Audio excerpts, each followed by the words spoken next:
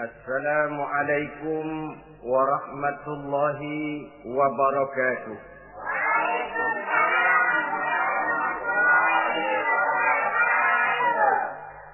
Bismillahirrahmanirrahim. Alhamdulillahi rabbil alamin. Wassalatu wassalamu ala asyrafil anbiya'i wal mursalin, Sayyidina wa maulana Muhammadin wa ala alihi wa ashabihi al-mujahidin at-tahirin, amma ba'du. Bapak-bapak, ibu-ibu, saudara-saudara kaum muslimin rahimakumullah. Pada pertemuan terdahulu kita telah membicarakan bagaimana memilih jodoh menurut tuntunan agama Islam.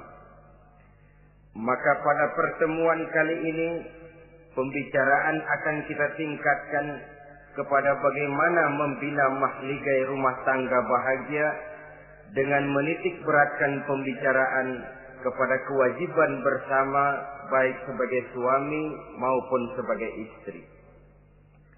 Banyak rumah tangga bahagia tercapai apa yang menjadi cita-cita dan tujuan. Tetapi tidak jarang rumah tangga yang tenggelam sebelum sampai ke pantai yang akan dituju. Pada saat-saat perkenalan seseorang dalam usahanya mencari jodoh, dia merasa bahwa pasangannya itulah yang akan memberikan kebahagiaan kepadanya. Hari-hari di mana terjadi pertemuan selalu menjanjikan dan menyanyikan keindahan. Bahkan sehari tak bertemu rasa seminggu, seminggu tidak bertemu rasa sebulan, sebulan tidak ketemu pingsan. Tidak ada tanda-tanda sesuatu itu akan menjemukan. Namun setelah memasuki kehidupan bahtera berumah tangga, baru beberapa bulan saja atau baru beberapa tahun saja, semua impian tadi sirna dan musnah. Bahagia yang disangka, sengsara yang datang menimpa. Keindahan yang diharap, malah kemalangan yang tumbuh. Hal ini disebabkan orang tidak meresapi hikmah daripada kehidupan berumah tangga, tidak menyadari tanggung jawab dan kewajiban yang akan berbuntut tidak timbulnya saling pengertian, dan pada akhirnya tidak akan tumbuh ketenangan di dalam rumah tangga itu. Bukankah kewajiban akan saling memberikan pengertian, pengertian membawa ketenangan, dan ketenangan adalah tangga utama untuk mencapai rumah tangga bahagia. Oleh karena itu kita mulai saja dengan kewajiban sebagai seorang suami di dalam memimpin rumah tangga bahagia ini. Yang pertama, kewajiban seorang suami ialah mempergauli istrinya dengan baik. Setiap suami, manakala selesai dia mengucapkan ijab dan qabul di hadapan tuan pengulu atau tuan qadhi, maka ia pun mengucapkan sighat ta'liq yang berisi perjanjian dari seorang suami bahwa ia akan mempergauli istrinya dengan baik, muasyarah bil ma'ruf menurut tuntunan syariat agama Islam. Walaupun janji itu pada zahirnya diucapkan di hadapan tuan pengulu, namun pada hakikatnya itu merupakan janji seorang muslim kepada Allah Subhanahu wa taala. Ini tidak lain karena nikah dalam pandangan Islam merupakan sesuatu yang sakral, merupakan sesuatu yang suci dan bagian daripada ibadah kepada Allah Subhanahu wa taala. Dalam surah An-Nisa ayat 19, Allah Subhanahu wa taala memberikan bimbingan. Ya ayyuhalladzina amanu la yahillu lakum an tarithun nisaa karha. Hai orang-orang yang beriman, tidak dibolehkan bagi kamu mengambil perempuan secara paksa. Dengan kata lain, pernikahan harus dilaksanakan atas dasar suka sama suka. Tidak ada pihak yang terpaksa dan tidak ada pula pihak yang dipaksa. Kita hidup tidak lagi di satu zaman seperti zamannya Siti Nurbaya. Walaupun barangkali cinta memang bisa timbul setelah pernikahan, tetapi akan lebih baik kalau sebelumnya telah diawali dengan saling kenal mengenal, saling memahami latar belakang masing-masing untuk memudahkan timbulnya saling pengertian. Wala ta'diluhunna litadhhabu bi ba'di ma ataitumuhunna illa an ya'tina bi fahishatin mubayyinah. Dan jangan kamu mempersulit mereka karena ingin mengambil kembali sebagian dari apa yang telah engkau berikan kepada mereka, kecuali apabila mereka telah nyata-nyata melakukan perbuatan-perbuatan yang keji. Wa ashiruhunna bil ma'ruf, dan pergaulilah istri-istrimu itu dengan baik. Fa in karihtumuhunna, kalau kamu merasa tidak suka kepadanya, bersabarlah. Fa asa an takrahu syai'an wa yaj'alallahu fihi khairan katsira, karena boleh jadi kamu tidak menyukai sesuatu, padahal Allah menjadikan di dalam sesuatu yang kamu tidak sukai itu kebaikan yang banyak bagimu. Ini merupakan tuntunan umum betapa seorang suami harus mempergauli istrinya dengan baik, mu'asyarah bil ma'ruf, menurut tuntunan syariat agama Islam. Karena bagaimanapun hak milik seorang suami terhadap istrinya adalah milkul manfaat, milik untuk mengambil manfaat, bukan milkul mutlak seperti seorang memelihara budak umpamanya, yang bisa dihitam putihkan, bisa dijungkir balikan, bisa diperlakukan sekehendaknya. Itu bertentangan dengan tuntunan agama kita. Adalah kewajiban seorang suami mempergauli istrinya dengan baik. Kemudian yang kedua, seorang suami harus menaruh perhatian, menjaga kehormatan, dan bila perlu turut membantu dan menolong pekerjaan istrinya. Menaruh perhatian sampai kepada hal-hal yang kecil, sehingga si istri merasa bahwa dia mendapat perhatian. Ada dia mengadu, ada tempat dia melarikan persoalan, ada tempat dia bercerita. Sejak dari tingkah laku, berpakaian, berperhiasan, make up, dan lain sebagainya. Karena tanpa ada perhatian dari seorang suami, biasanya istri akan menjadi malas, baik untuk bersolek, baik untuk membina dan mengatur rumah tangga, dan lain sebagainya. Apalagi tidak berat lidah untuk memuji perbuatan baik yang dilakukan istrinya, dan tidak mencela secara langsung perbuatan-perbuatan salah yang dilakukan oleh istrinya. Dia bisa menegur secara bijaksana dan dewasa. Saudara-saudara kaum muslimin, seorang sahabat bernama Salman Al-Farisi mempunyai adik perempuan yang kawin dengan Abi Dzar Al-Ghifari. Satu hari Salman datang menengoki adik perempuan ini di rumahnya.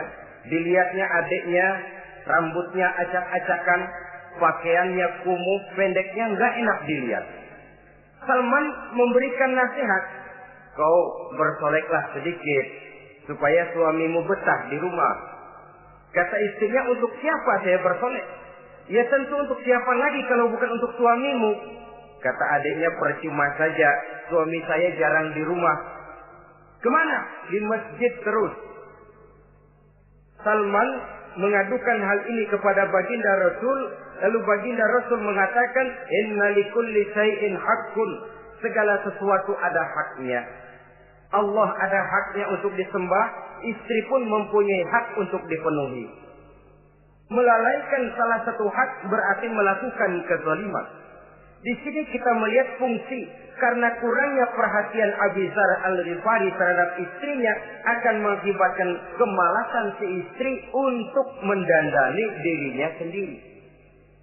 Dengan mendapat perhatian, apalagi tidak berat lidah, maka kegairahan dalam kehidupan berumah tangga rasa-rasanya akan sangat mudah terwujud. Kalau suaminya bersolek, kalau istrinya bersolek, kata suaminya, kau memang pandai milih warna. Walaupun barangkali warnanya norak betul. Tapi kalau pada saat itu seorang suami jujur, kan akan timbul pertengkaran. Kadang-kadang Istri bersolek, suami apa katanya? Lu sih dandan mangga dandan sama. Ini kan sudah tidak menghargai, tidak menaruh perhatian. Udah dah, dandan nggak dandan sama, gue kenyang melihatnya. Saudara hadirin yang saya muliakan, tidak menaruh perhatian. Sehingga si istri merasa tidak diperhatikan. Nah kalau sudah tidak diperhatikan, lihat saja. Jangankan dalam contoh seperti berumah tangga, apa saja. Seorang anak kalau sudah tidak merasa diperhatikan oleh orang tuanya, dia akan sewenang-wenang. Begitu juga seorang pegawai kalau sudah tidak merasa diperhatikan oleh atasannya, semaunya kerja.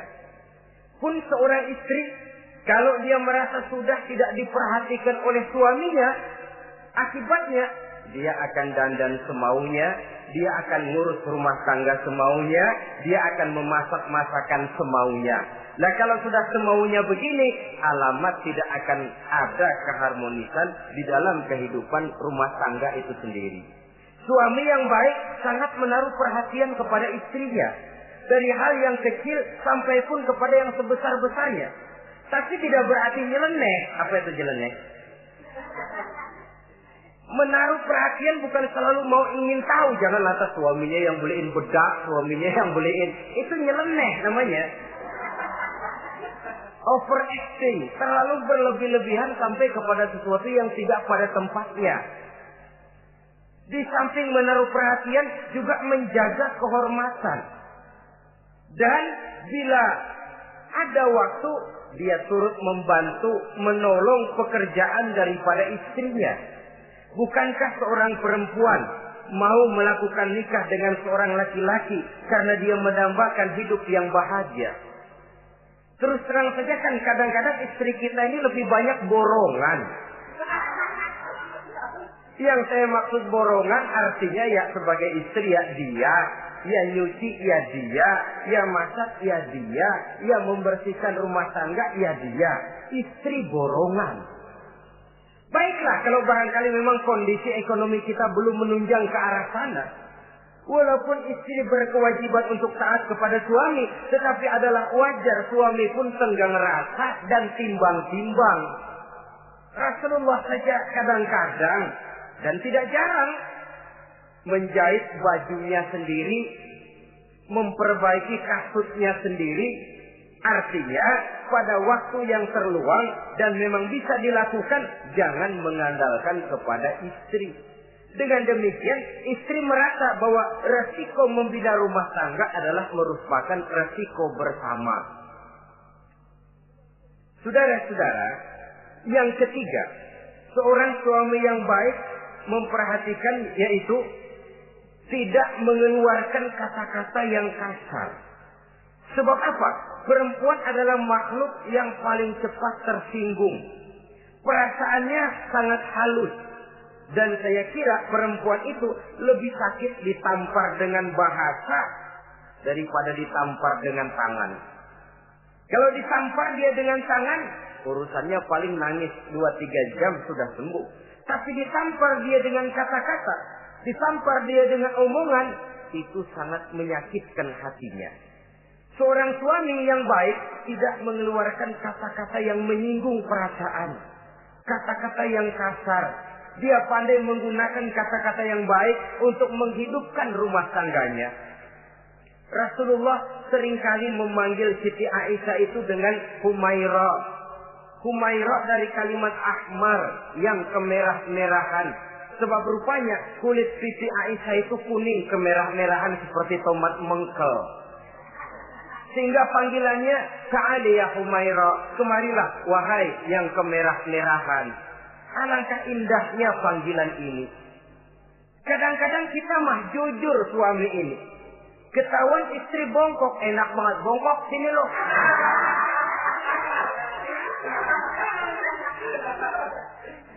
Jujur tapi nyakitin. Saudara-saudara, kadang-kadang inilah ya, bahasa perbuatan sangat besar pengaruhnya dalam menciptakan keharmonisan di rumah tangga. Pacaran mah manggilnya yang, Mau kemana yang? Udah endah aja udah. Begitu berumah tangga masih indah kakanda. Punya anak satu, bapaknya anak-anak. Punya anak dua, bapak lo. Sudah 3 anaknya, bapak hilang eluh manggilnya. Panggilan ini mengalami pergeseran. Nah begitu juga suami. Ketika pacaran bukan main. Ketika baru melakukan akad nikah sedang honeymoon bulan madu, asik betul. Kemana-mana selalu bersama. Kondangan selalu bersama. Resepsi pergi bersama. Jalan bergandengan tangan. Istri sedikit terpeleset. Khawatir bukan main. Hati-hati yang.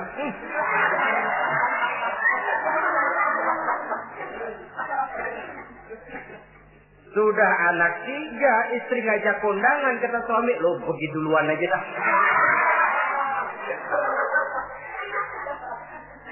Pulang kondangan, istri laporan, bang saya kepleset. Emang lu mau mampus? Kejam betul. Hilang panggilan yang tadinya begitu mesra. Saudara hadirin yang saya muliakan, ini kata-kata. Kelihatannya kecil, sederhana, tapi sangat besar pengaruhnya dalam menciptakan rumah tangga yang bahagia ini. Oleh karena itu, soal isi hati kita, itu urusan gaib yang tahu cuma Allah. Orang lebih dahulu lihat penampilan, dan dari penampilan ini yang dinilai adalah kata-kata kita. Oleh karena itu, seorang suami yang baik, dia tidak mengeluarkan kata-kata yang menyinggung perasaan. Kalaupun dia marah betul, dia tidak mencaci maki secara langsung. Dia bisa menggunakan kata-kata kiasan. Maka agama memberikan tuntunan, kalau seorang suami marah, jangan memukul muka. Dan mukul pun bagian terakhir. Jangan jalan pertama. Kadang-kadang ada juga loh Pak, suami marah sama istri persis korambil gebugin maling. Aduh, gelebuk gak karuan.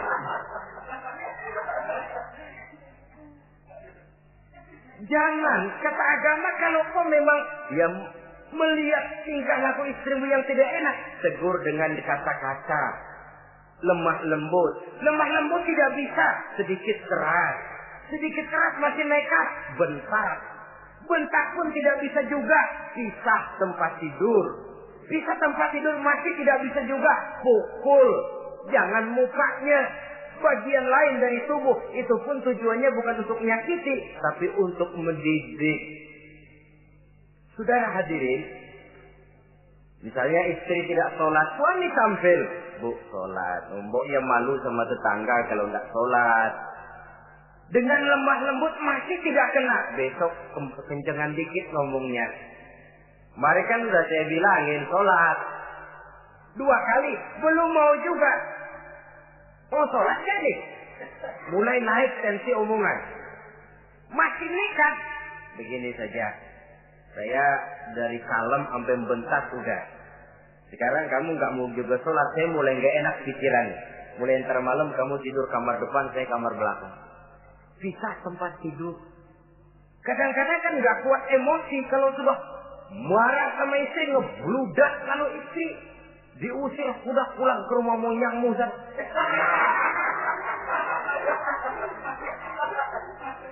Kata agama jangan, pisah tempat tidur saja. Sudah, kamu tidur kamar depan, saya kamar belakang. Pisah tempat tidur.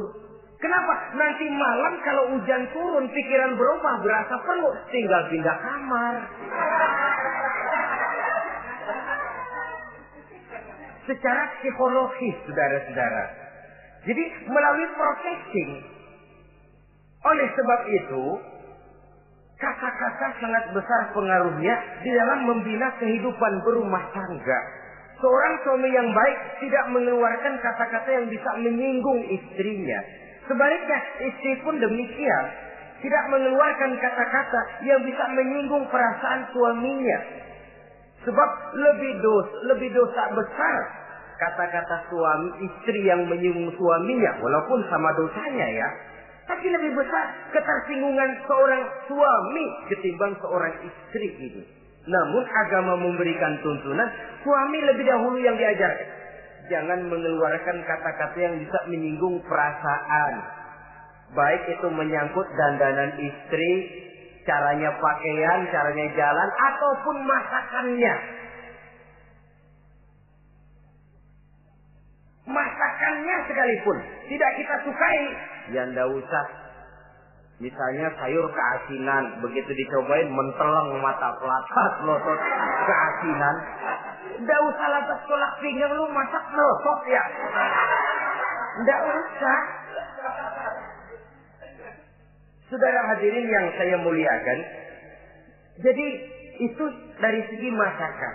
Dari segi pakaian, umpamanya istri kita berpakaian tidak sesuai dengan tuntunan agama, cukup kita bisa berkata, pakaianmu sebenarnya bagus, motifnya, potongannya, kainnya, cuma mbok kok kelihatannya kok potongan badanmu kok kelihatan betul dengan terbungkus pakaian seperti itu.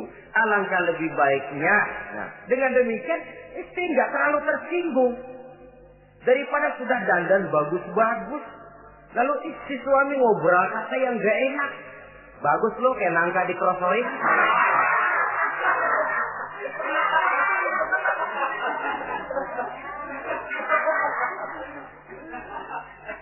Allahu Akbar. Istri tentu saja tersinggung. Atau dia pakai bedak berlebihan. Ya tentu dia pun begitu karena ingin ada kebanggaan. Suami jalan dengan dia merasa bangga. Tapi over. Bedaknya berlebihan, lipstiknya berlebihan. Suami usil, begitu mau berangkat ke undangan, istrinya keluar nanya, mau main topeng monyet di mana?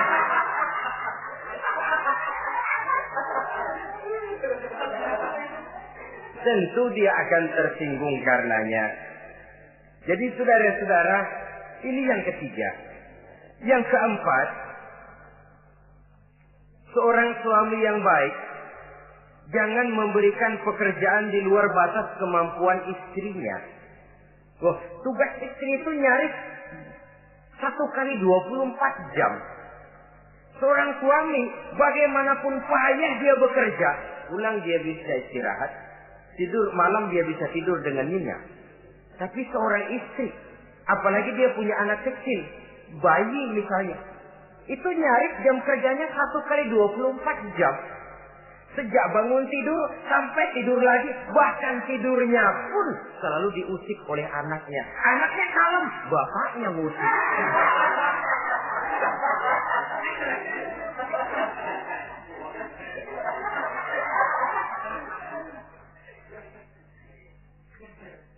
Jadi jangan memberikan pekerjaan di luar batas kemampuan.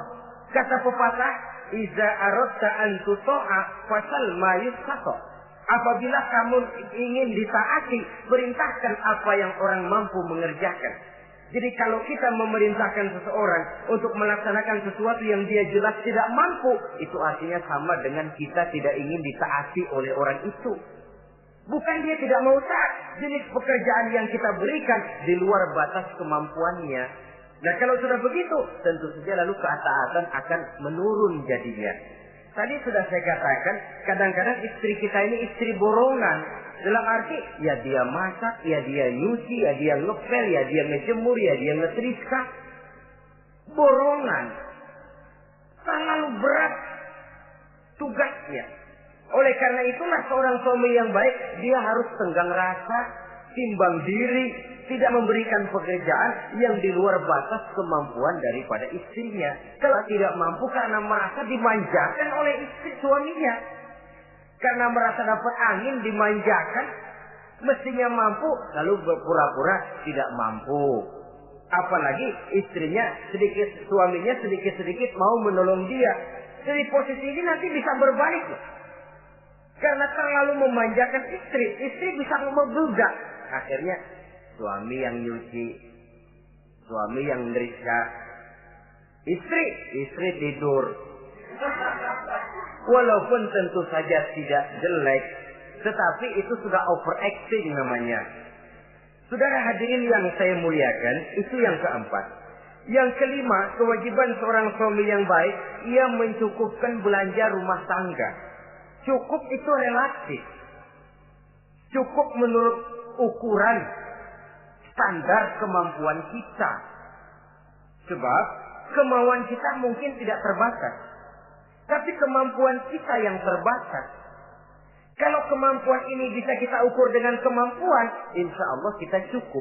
Dan pernah saya katakan, orang kaya adalah orang yang hidupnya paling cukup.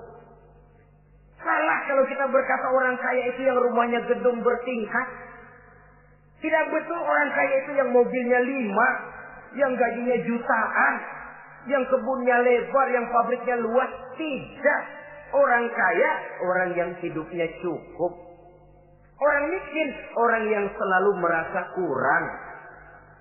Jadi kalau ingin jadi orang kaya, resepnya gampang sekali. Cukup dengan apa yang diberikan Allah, kita sudah kaya. Tapi kalau ingin miskin, maka bukalah mata selebar-lebarnya. Bagaimanapun banyak nikmat Allah diberikan kepada kita, tidak pernah ada rasa cukupnya. Dikala itu akan tertanam sifat kemiskinan dalam diri. Maka ukuran cukup ini yang relatif.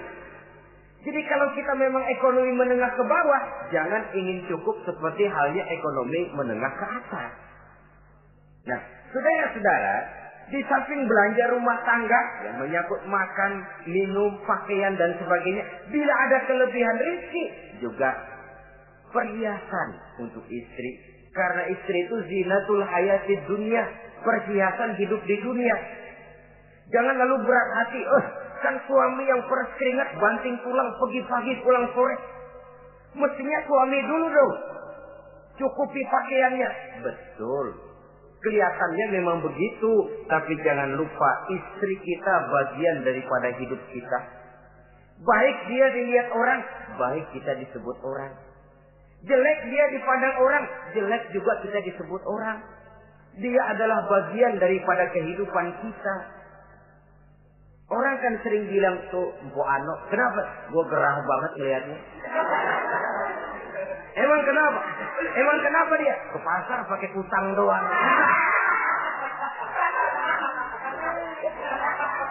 Kata temennya, terang aja dia kan binnya si Meun itu. Si Meun yang gak tahu apa-apa ikut kesebut-sebut. Istri adalah bagian daripada kehidupan kita. Zolim seorang suami, mentang-mentang dia merasa dia yang cari duit, lalu buat dirinya dia beli pakaian yang mahal-mahal. Istrinya cuma nggak karung doang dipakai. Istri adalah bagian daripada hidup kita. Baik dia dilihat orang, baik kita disebut orang. Jelek dia dilihat orang, akan jelek juga kita jadi pembicaraan orang. Ini tidak lain karena dia merupakan perhiasan bagi suami dan bagian daripada kehidupan seorang suami. Adalah satu perbuatan zalim misalnya, kalau seorang suami manakala dia beroleh rezeki parkir di restoran. Kalau tidak ada duit, baru dia pulang ke rumah. Sementara dia enak makan makanan yang serba nikmat dan lezat, restoran yang serba ada, istrinya di rumah cukup kangkung saja sama toge. Adalah satu perbuatan yang zalim dan istri berhak menuntut karena itu memang merupakan haknya. Begitu besar nilai pahala memberikan nafkah ini, sampai-sampai Nabi dalam hadis yang diriwayatkan oleh Imam Muslim dan Ahmad bersabda, dinarun anfaqtahu fi sabilillah wa dinarun anfaqtahu ala rukbatin wa dinarun tasaddaqta ala miskin wa dinarun anfaqtahu ala ahlika a'zamuha ajran allazi anfaqtahu ala ahlika. Uang yang kamu belanjakan di jalan Allah, uang yang kamu belanjakan untuk membebaskan budak, uang yang kamu sedekahkan kepada orang miskin, dan uang yang kamu belanjakan untuk nafkah keluargamu, pahalanya itu lebih besar uang yang kamu belanjakan untuk nafkah keluargamu. Ya Allah. Jadi rupanya nilainya sedemikian besar. Saudara hadirin yang saya muliakan, Ini kewajiban yang keempat. Yang kelima maksud saya. Yang keenam, kewajiban seorang suami. Dia berusaha untuk meningkatkan pengetahuan daripada istrinya. Membimbing. Sebab selain daripada berfungsi sebagai seorang suami, dia juga adalah guru daripada istrinya. Kalau dia tidak bisa membimbingnya secara langsung, setidaknya doronglah istrinya untuk ikut menghadiri pengajian, majelis-majelis taklim, bergaul dengan ustazah-ustazah, sehingga terdapatlah peningkatan pengetahuan. Paling kurang pergaulannya bertambah luas, cakrawala pandangannya juga tidak jadi sempit karenanya. Sebaliknya, peluang ini pun harus dimanfaatkan oleh istri dengan sebaik-baiknya, dengan niat yang ikhlas keluar dari rumah untuk mencari ilmu pengetahuan. Yang repot kadang-kadang dari rumah berangkat ngaji, sampai di pengajian suaminya diakur-akurin.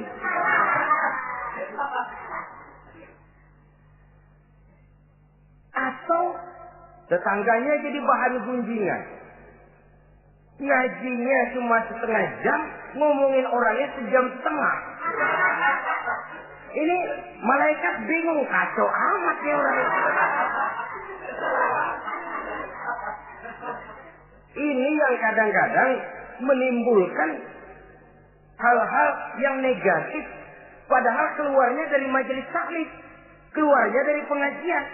Tapi karena di pengajian yang dilihat adalah gelang temennya, anting temennya, rantai temennya, lalu walaupun nggak tahu belaga, tahu baru dapat berita burung, katanya si Ano, oh iya anu.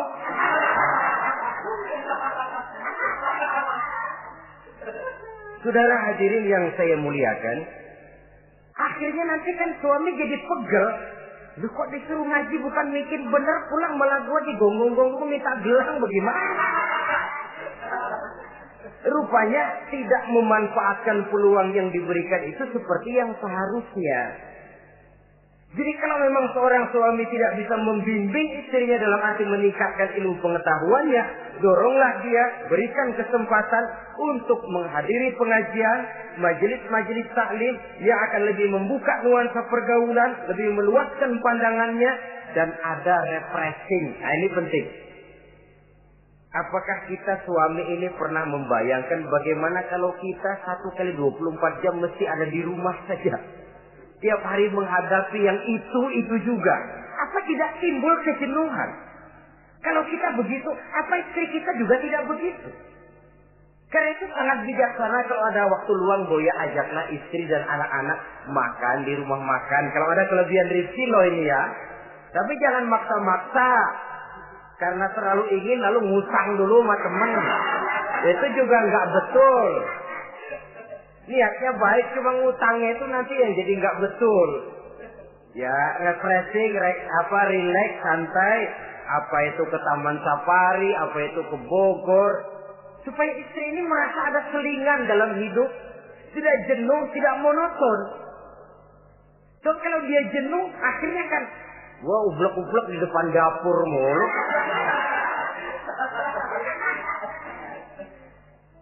Saudara hadirin yang saya muliakan, kejenuhan ini pada suatu saat kan akan meledak. Nah, kalau meledak tanpa tersalurkan,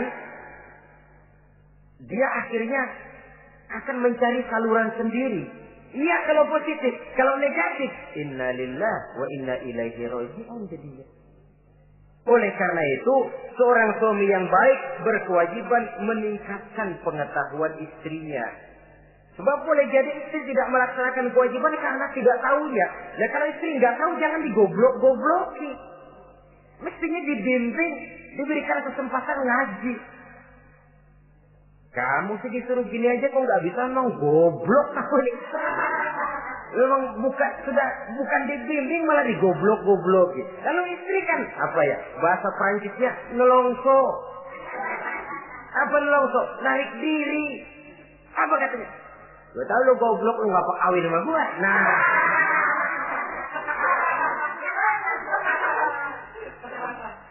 Atau pada kata yang lebih gak enak, gue digoblok-goblokin juga, dipakai juga. Nah.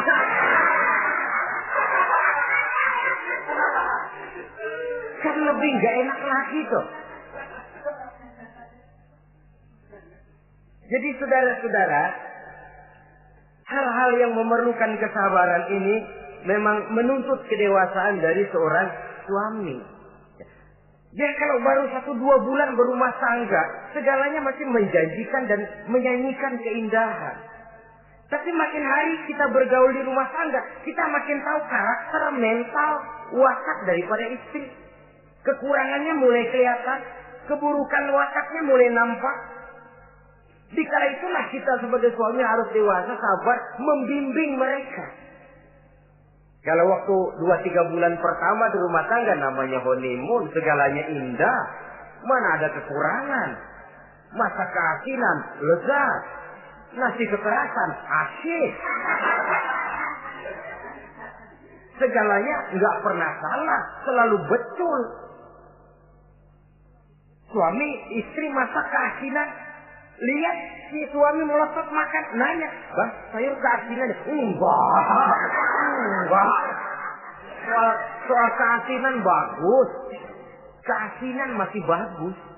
Kenapa? Udah endah aja. Tapi mampukah ini bertahan? Ini yang jadi masalah, mempertahankan suasana kebaruan itu. Saudara hadirin yang saya muliakan, yang ketujuh, kewajiban suami ini, suami yang baik memberi kesempatan kepada istri untuk nengok, bersilaturahmi dengan orang tuanya, kerabatnya atau tetangganya. Walaupun nanti ya, istri tidak boleh menggunakan ini secara salah. Karena apa? Karena orang tua dan mertua itu cuma istilah. Hakikatnya ya sama, yang mertua ya orang tua. Ya apalagi orang tua. Itu cuma satu istilah. Perbedaan istilah tidak harus menyebabkan kita berbeda sikap. Jangan kalau mertua yang datang, suami curiga. Kalau istri didorong-dorong. Babelu tuh datang. Babelu katanya. Lalu belum apa-apa sudah bersangka biasa Babelu. Biasa katanya. Nah, biasa ini sudah gak enak tuh. Biasa datang bawa jeruk pulang minjem duit. Allahu Akbar. Ini kan sudah menanamkan rasa gak enak. Malah akan lebih baik kalau mertua yang datang, suami menyambut lebih dahulu. Tidak akan nampak kecintaannya. Tidak lagi membedakan antara mertua dengan orang tua karena cuma sekedar istilah. Memberikan kesempatan. Dan seorang istri pun, walaupun akan ke rumah orang tuanya sendiri, izin suami itu wajib. Jangan merasa, saya kan mau ke rumah orang tua sendiri, kepada orang tua kan ibadah, wajib, betul. Tapi setelah punya suami, ranking pertama suami. Bukankah saudara pernah dengar satu riwayat, seorang sahabat akan pergi jihad di jalan Allah, perang membela agama. Ketika akan berangkat, dia pesan sama istrinya, "Aku mau perang membela agama. Aku pesan, kalau aku belum pulang ke rumah, kau jangan keluar rumah." Baik bang, berangkatlah si suami dengan iringan doa istrinya. Nah, ini istri yang baik ya. Suami pergi kantor, istri doa. Di situ letak kerjasama. Suami buka warung, istri sembahyang duha. Di situ letak kerjasama. Ya Allah, kata istri dalam doanya itu, mudahkan rezeki suami saya. Kalau memang rezekinya masih di langit, turunin ya Allah. Kalau masih terpendam di perut bumi, keluarkan ya Allah. Kalau masih jauh, dekatkan ya Allah. Ikhlas melepas suami dengan iringan doa. Suami pun berusaha, lelapan terasa jalannya. Tapi kalau dari berangkat keluar rumah sudah dilepas oleh bemo. Tahu bemo? Moyo. Itu suami berangkat juga hatinya sudah kusut. Sudah tidak dilepas dengan doa. Lalu istri juga barangkali suaminya berangkat ngedumel. Ya jangan dikasih rezeki dah Tuhan. Tadi dikasih rezeki gak kawin lagi. Nah.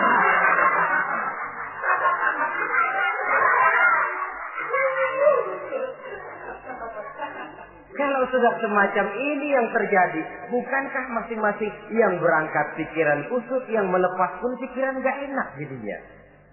Di situ letak kerjasama. Saudara hadirin, setelah suaminya ini pergi, datang utusan dari orang tua si istri tadi. Assalamualaikum Bu. Waalaikumsalam. Ada apa? Orang tua ibu sakit keras, ibu diminta datang. Ya Allah, suami saya baru saja berangkat. Istri suami saya bilang kalau dia belum pulang perang, saya nggak boleh keluar dari rumah. Tolong sampaikan maaf saya kepada orang tua saya belum bisa datang karena suami saya pesan begitu. Pulang utusan ini. Besok balik lagi, gimana? Aduh Bu, orang tua ibu makin parah. Kelihatannya nggak ada harapan datang dah sebelum menghembuskan nafas yang terakhir. Suami saya belum pulang. Saya nggak berani keluar rumah sebab begitu pesannya. Sudah, pulang saja. Saya ikut doa mudah-mudahan orang tua cepat sembuh. Besoknya hari ketiga utusan ini datang lagi. Bagaimana? Sudah meninggal Bu. Barangkali sebelum dikubur ibu masih mau ketemu. Maaf saja. Bagaimanapun berat hati saya, suami saya belum pulang. Pesannya tadi begitu. Ini rupanya utusan kesel. Ini orang sama orang tua sendiri gini-gini amat. Lalu lapor kepada baginda Rasul. Apa jawab beliau? Baginda Rasul malah berkata, dosa orang tua yang meninggal ini sudah diampuni oleh Allah karena dia mempunyai anak perempuan yang begitu taat kepada suaminya. Allahu Akbar. Jadi ketaatannya kepada suaminya ini diberikan satu ganjaran oleh Allah mengampuni dosa orang tuanya yang sudah meninggal itu. Jadi jangan merasa mentang-mentang mau ke rumah orang tua sendiri selonong boy. Selonong boy. Masa bodoh laki mau tahu nggak tahu pokoknya gua ke rumah orang tua gua sendiri. Jangan lupa setelah berumah tangga ranking urutan pertama suami, setelah itu barulah orang tua.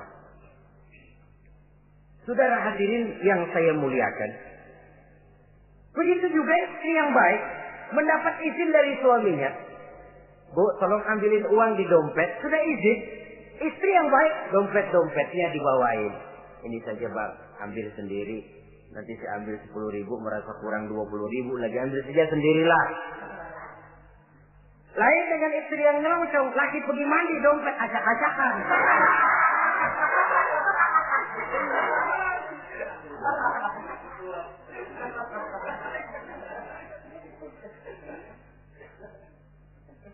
Saudara hadirin yang saya muliakan, baik silaturahmi itu kepada orang tua atau kerabat, famili, andai tolan, keluarga lain ataupun tetangga. Tetangga itu perlu sepanjang dia menghasilkan nilai-nilai positif. Karena memang kita makhluk bermasyarakat. Yang tidak boleh kalau dengan bertetangga itu lalu menghasilkan hal-hal yang negatif.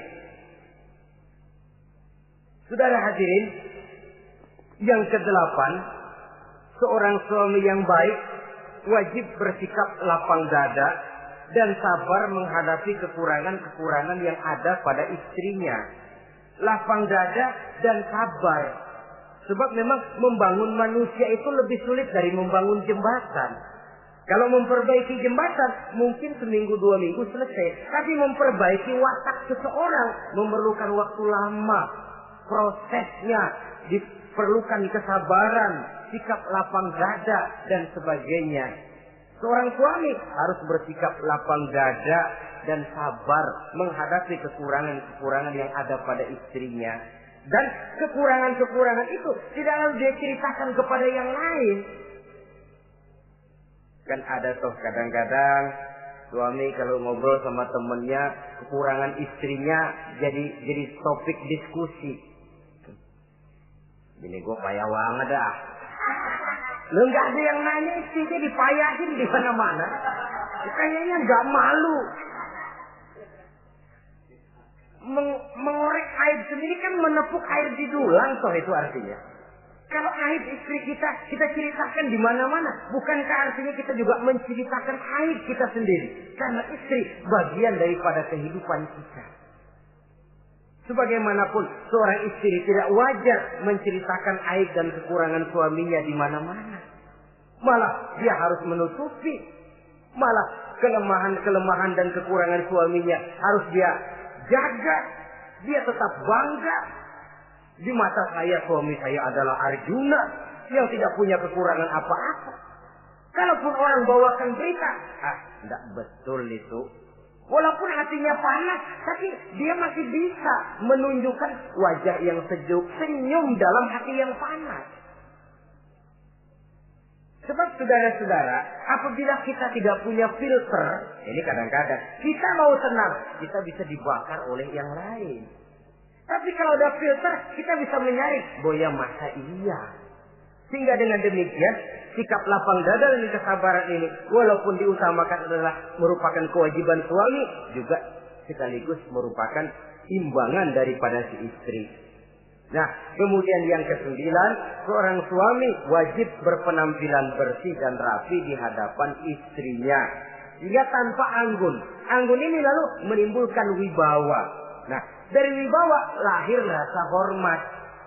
Tapi kalau suami di depan istrinya kelihatan butut, rebek, jelek, belek,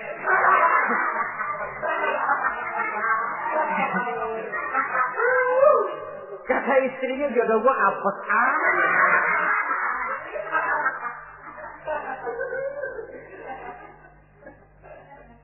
tidak akan timbul kewibawaan. Nah, kalau sudah tidak timbul wibawa, dia bagaimana si istri itu akan merasa dia wajib taat kepada suami. Saudara hadirin yang saya muliakan, jadi ternyata penampilan bukan cuma kewajiban istri, seorang suami juga harus mengimbangi itu. Sehingga dengan demikian keterasian dalam kehidupan di rumah tangga itu akan terasa jadinya. Nah, inilah pada prinsipnya kewajiban daripada suami. Lalu kemudian apa kewajiban istri? Yang pertama, saudara-saudara, terutama ibu-ibu tentu, istri itu berkewajiban untuk taat dan patuh kepada suaminya.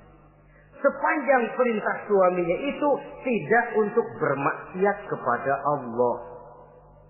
Jangankan amalan yang mubah, amalan yang sunnah saja tidak diizinkan oleh suami, masih dikerjakan oleh istrinya. Dosa. Itu amalan sunnah. Misal saja ini ya. Suami kebetulan ngambil cuti. Hari Senin ada di rumah. Begitu malam Senin, kata si istri, "Bang, besok kan hari Senin, saya mau puasa sunnah." Karena istrinya santri, biasa puasa Senin Kemis. Kata suaminya, "Lu tega amat, gua tumben perek Senin. Senin ada di rumah lalu mau puasa, gua lu suruh ngapain?" Umpamanya lo ya, umpama.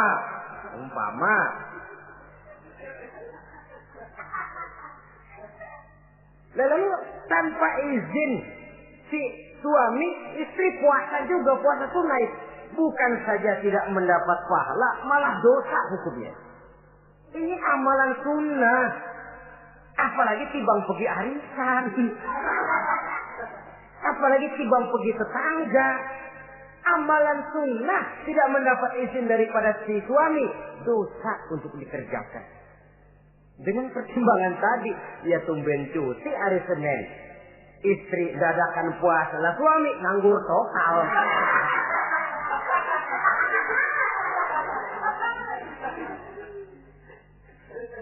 Saudara hadirin yang saya muliakan, Nabi bersabda, "Ayyuma imra'atin matat wa zawjuha anha radin illa dakhalatil jannah." Apabila seorang istri, seorang perempuan meninggal dunia, suaminya ridho kepadanya, maka perempuan itu pasti masuk surga. Ini artinya, kalau seorang perempuan meninggal dunia, ya dia tukang ngaji, ya puasa Senin Kemisnya rajin, ya sujudnya hebat, tapi dia meninggal suaminya enggak ridho, pintu surga belum dibukain sampai suaminya ridho kepadanya. Ini begitu besar kewajiban untuk taat. Nah, di sini suami wajib ngimbangi. Jangan mentang-mentang istri wajib taat, lalu suami overacting, kerjanya cuma tulak pinggang sama nunjuk. Lo, kalau gue bilang nyungsep. Ya enggak.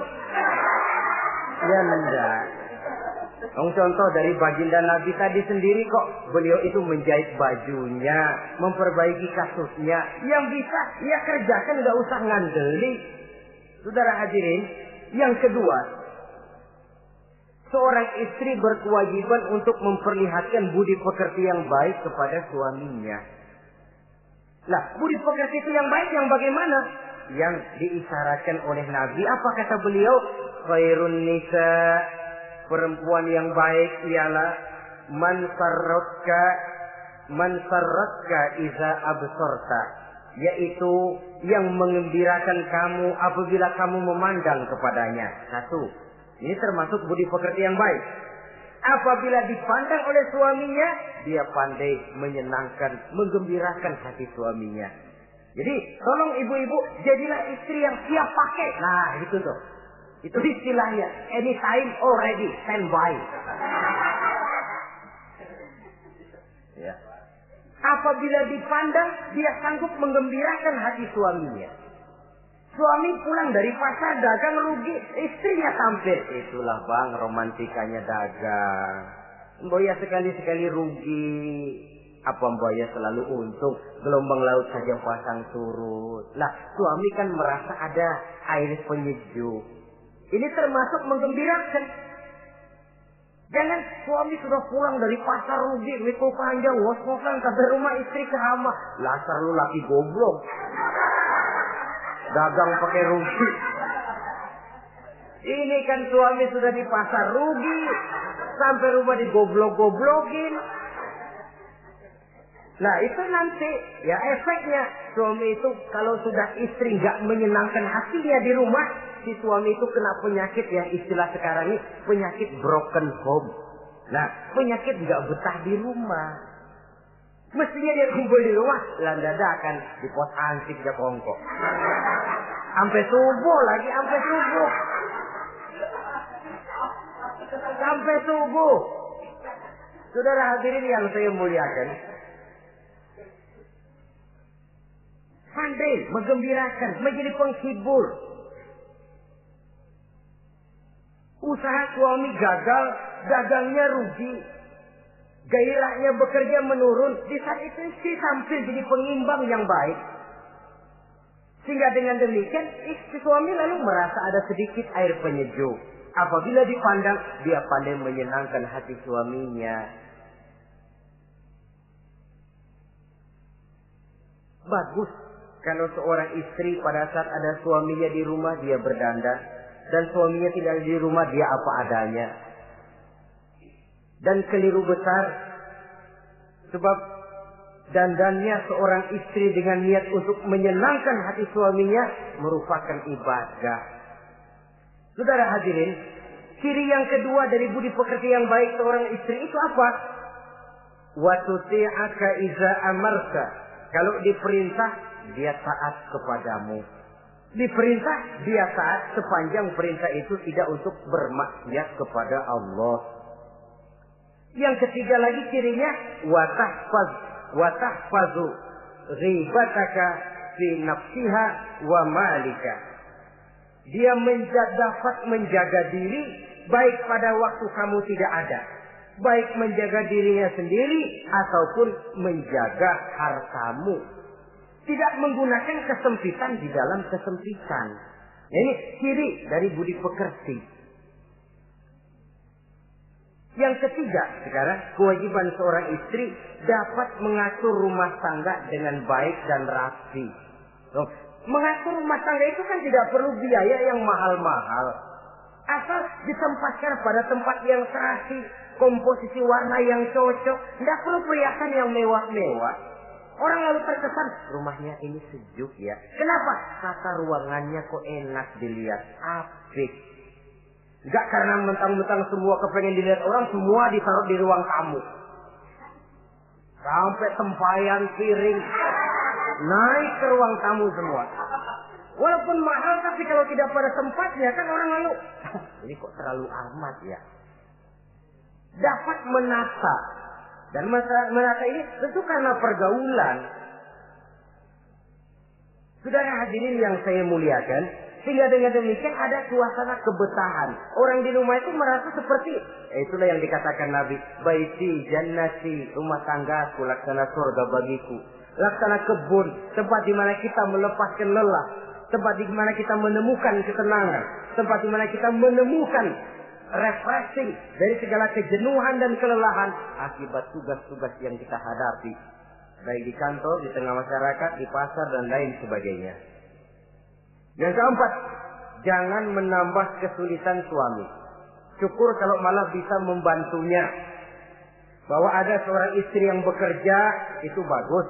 Asal bisa menjaga diri dan bisa menjaga kepercayaan dan kehormatan daripada suaminya. Dan suami pun yakin bahwa jenis pekerjaan yang dikerjakan oleh istrinya itu tidak bertentangan dengan agama. Tapi malah kalau si suami yang mempekerjakan istrinya, mengeksploitir istrinya, ini zalim. Istrinya yang disuruh kerja. Suami ongkang-ongkang kaki di rumah. Istrinya yang keringat banting tulang. Ya kalau kerja, kalau dikerjain, lebih parah lagi. Kan tidak sedikit toh problema rumah tangga semacam ini. Sehingga dengan demikian akhirnya apa? Kendali rumah tangga di tangan istri.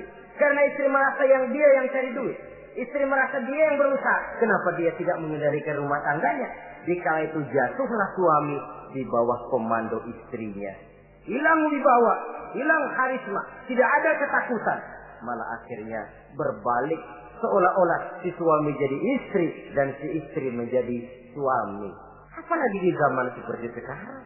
Walaupun pekerjaan sulit, tapi mereka yang punya wajah cantik, mudah senyum, gampang bergaul, dan mau obrol. Tentu banyak saja lapangan kerja yang nyata-nyata bertentangan dengan agama.